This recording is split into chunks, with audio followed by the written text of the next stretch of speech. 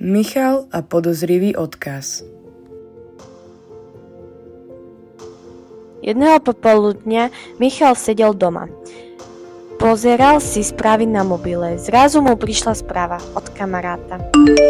Pošli ďalej video, ktoré škola nechce, aby sme videli. Michal sa začudoval. Čo to asi je? Klikol na odkaz, na obrazovke sa objavilo upozornenie. Nevhodný obsah, len pre dospelých. Michal sa zamračil. To asi nebude pre mňa.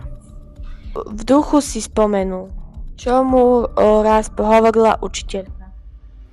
Nie všetko, čo vyzerá zaujímavo, je bezpečné.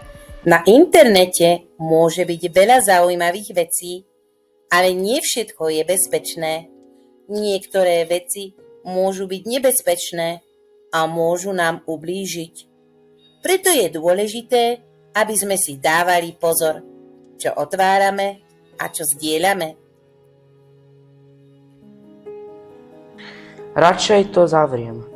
Rozhodol sa, klikol na krížik a okno sa zatvorilo. Dobre, že som to nepozeral. Keď o chvíľu prišla mama, Michal jej všetko porozprával. Nikdy neotváraj odkazy, ktoré sú podozrivé. Aj keď mi to pošle kamarát? Áno.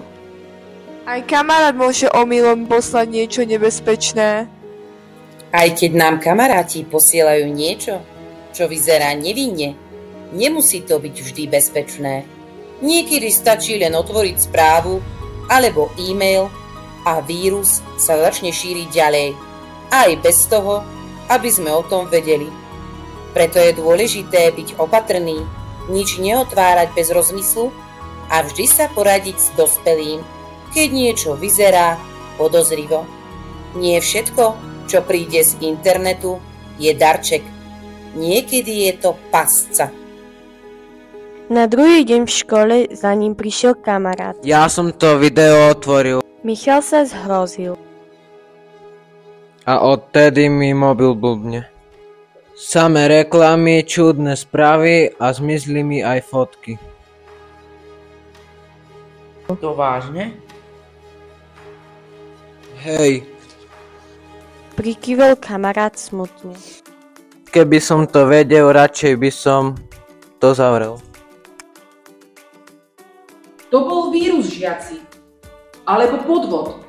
Také odkazy môžu ukradnúť tvoje dáta alebo poškodiť zariadenie. Je dôležité o tom hovoriť. Michal sa pozrel na kamaráta a povedal. Poď, povieme to ostatným. Aspoň sa z teba poučia. Správne. Keď sa stane niečo podozrivé, treba to nahlásiť. Nie je hanba požiadať o pomoc. Hanba je tváriť sa, že sa nič nestalo. Michal prikyvol. A moje súkromie ostáva v bezpečí.